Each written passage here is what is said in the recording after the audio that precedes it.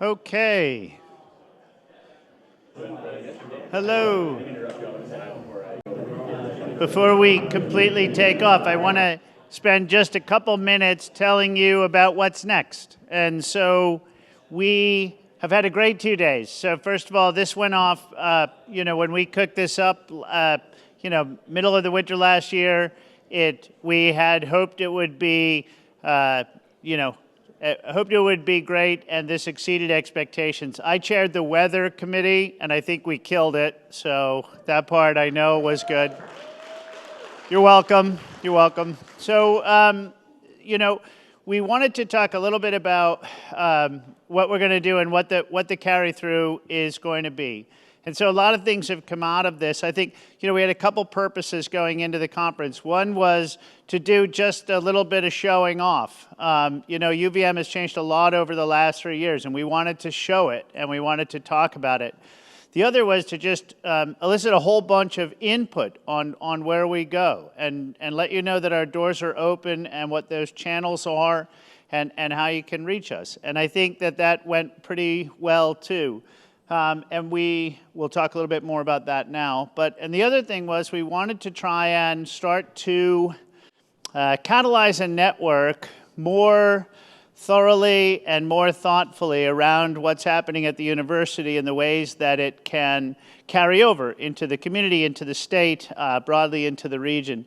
And that's the part that we really need your help with. And so lots of contacts have been made here, and by 4 o'clock, the students are all fired up. They're really just getting going now. But for those of us who are many years from their student days, everyone's like, okay, well, that was a great couple of days. The challenge is to do something next, and that challenge is on us. We need to be responsive to what you're going to tell us, what you have told us, what you're going to reach out and do. But we're hoping that you will be inspired enough to take some initiative with each other as well. There's a lot of great panelists up here, that were not UVM people, but that actually were singing all from the same hymn book, right? I mean, this was really about what's happening in this community, what needs to happen next, and what those opportunities are and who's interested. So again, before you go, take a look at the I have, I need, I will boards and put your material up there, because it's really a critical piece. And if connections between folks that outside of UVM happen as a result of this conference, that's every bit as much of a success story for us as the contacts that we want to have with you, or as any new image that you can take away from this conference from UVM. So there's a couple of things that we want to talk about that are coming up next. The first thing I want to do, though, is introduce the new Institute for Rural Partnerships in the Office of Engagement and the new director, Tricia Coates. Hooray! I'm going to hand her my... Thank you. I'm going to use the podium. Tricia's going to use the podium. The Office of Engagement was started a couple of years ago and is under the Office of Research. The Institute for Rural Partnerships is new, and it's the focal point of the carry-through on this conference. And so we thought it'd be a great thing for you to hear from the new director, who comes to us from really a tremendous public service background throughout the state. I won't do a ton of introduction because more people know her than know me, so that's probably... I'm Kirk, by the way. But I think that because that's going to be the focus, we thought it'd be great for you to hear a little bit from Tricia about the vision, the follow-up piece, and so on. Yep, thank you, Kirk. We're happy to be the next from this summit, and happy to be part of your not-so-hidden agenda around innovation in Vermont.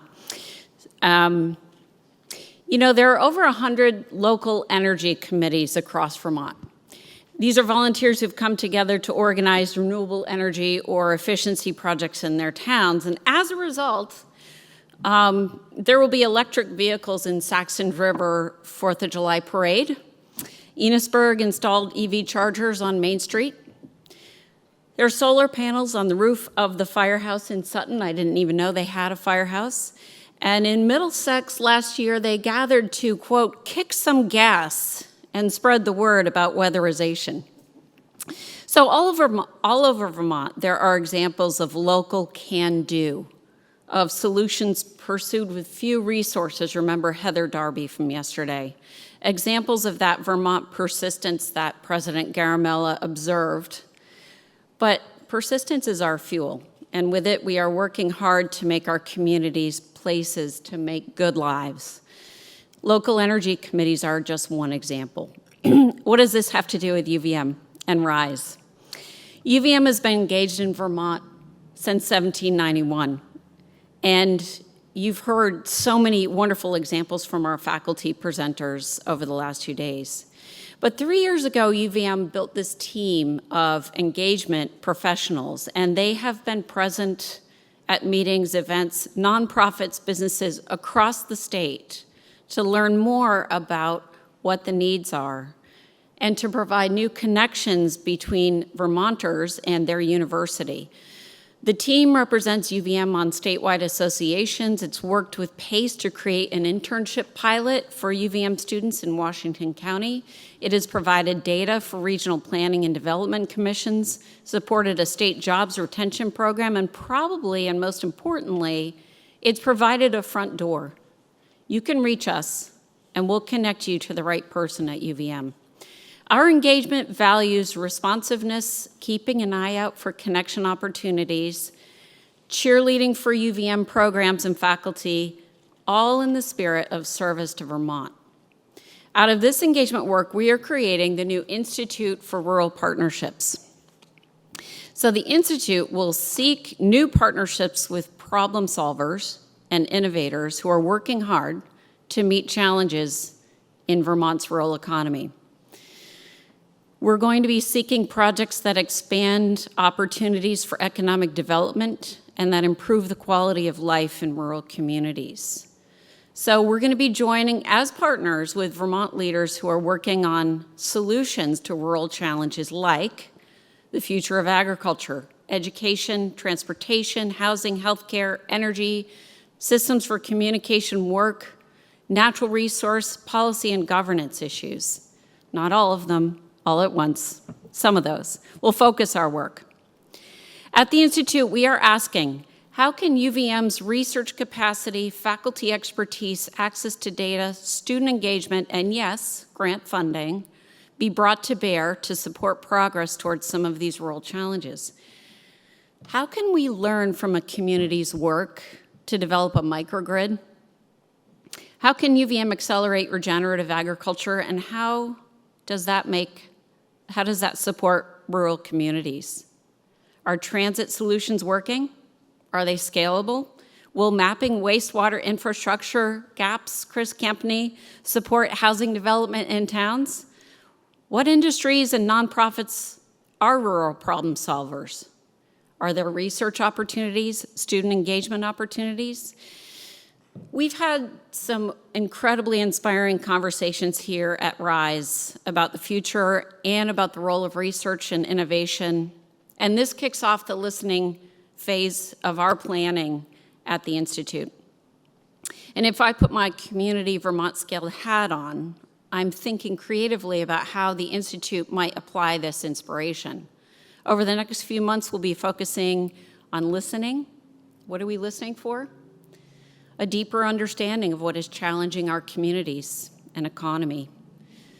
We're looking for problem solvers, dynamic energy rallied around rural challenges, solutions that will make an impact and which can be scaled, a good match for UVM's areas of expertise and strengths.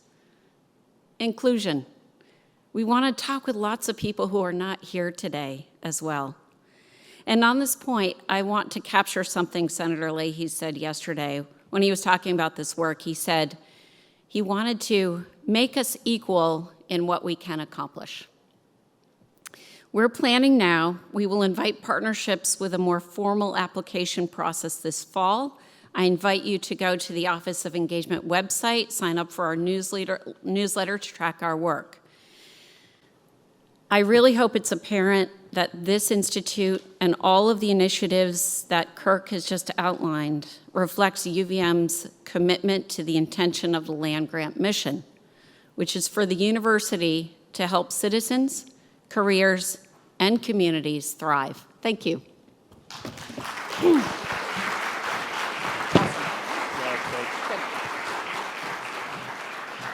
Fantastic. Thank you, Tricia. So a couple of other things that are coming up right away. Tomorrow, we will have our Spark competition. This is UVM's pre-seed funding round. This is a externally adjudicated pitch contest. There's going to be several pitches. They'll get more than 3 minutes this time, several of which you heard today. Dan Weiss on clinical development of novel pleural and tracheal sealant. Bob Gramling's reemerging healthcare communication. Bryn Loftus on BioB, which you heard about today. And Jeff Froelich on enhanced interrogation of harmonic transporters for long-term in situ monitoring of natural and built environments. And if you want to know what that means, you have to show up. So this is between UVM Ventures and the Spark funding. We will put out about $200,000 in pre-seed and proof of concept. Almost all of the companies, actually all of the companies that Rob Lair was mentioning as UVM startups are previous Spark winners. So we've funded about 25 inventors over the last few years, resulting in 6 now fully fledged company at Series A or thereabouts. So this is the pitch contest that really makes a difference within university technologies. It's happening tomorrow. The pitch portion is around 2:30, and it's happening at, where am I? It's happening at the Alumni House down, which Dan tells me is over there. It's at the Silver Center over there. Second big new thing, we have a new open science, open source initiative institute funded by the Sloan Foundation and Google. This is something that's, I think, come up a couple times today. It would be the biggest news in computing except for AI, and that swamped everything. But open source and open science is a really critical new aspect of the development economy, and UVM and University of California, Santa Cruz were chosen by the Sloan Foundation as homes to new institutes that are going to work out what this looks like for university technology transfer, for what it looks like for inventors, and so on. So really new and exciting thing that we're having. It's called the Open Science Program Office. And the program here you can look for as Verso is the name of the new center. What's that? Or you can talk to Kendall, who's at the back, who is leading this charge himself from the venture space and then from the open source community, and has really pioneered this work at UVM and helped take UVM really to the forefront of this work, along with some of the support that he and others have garnered here. Finally, UVM is announcing beginning this summer, we're going to have the new Vermont Pitch Challenge, which is actually a high school pitch challenge that we will fund. And it's open to high school students, grade 10, 11, and 12 from the U.S. and abroad. The pitch contest will have a virtual round. Hang on, I have to have my notes here. It'll be judged by our own student entrepreneurship club at the Grossman College, and the winner will receive, the top 5 teams will pitch their businesses at an in-person event at UVM, and the final 5 teams will pitch in person here next April. The winners get, my key messages are, one second, sorry, you can tell, I did not write this part myself, but I'm doing my best here. Business pitch, the key messages are the grand prize is a full scholarship to UVM for the winner for all 4 years, and cash prizes for places 2 through 5. So if you know high school students who are interested in entrepreneurship, who are looking to pitch, and who are considering UVM, put this in front of them. It's the Vermont Pitch Contest, and they can win a full 4-year scholarship to UVM, all expenses paid. Okay, and that's our last of those things. Following this event and the sort of end of the conference, there will be a networking and mixer event for young alums. That's brought to you by the UVM Foundation. Really fantastic group of young alums coming in that are going to talk about some of the businesses they've started and their own success, opportunities for our students to meet and mix with them. But everyone's invited. You don't have to be a student. You just have to dance like one. Okay. And then I want to once again say a special thanks to University Event Services. Yes. To our technology team, who really was amazing, just amazing. To Maureen Carter, Josh Diefabo from my office, Ruth Hackett, Nicole Eaton, I saw Nicole is still here, Allison O'Brien, Olivia Tausig, both from Fuse, Tricia Coates, Jay Wall of the Flynn, our partners at the University of Vermont Foundation, the Grossman School of Business, EPSCoR, PACE, UVM Strategic Communications, VSED and David's team, the Vermont Tech Council, Homeport for the great stage setting, Hula Lakeside, Casella, the Sodexo, and Capture Studios. Who else did I miss?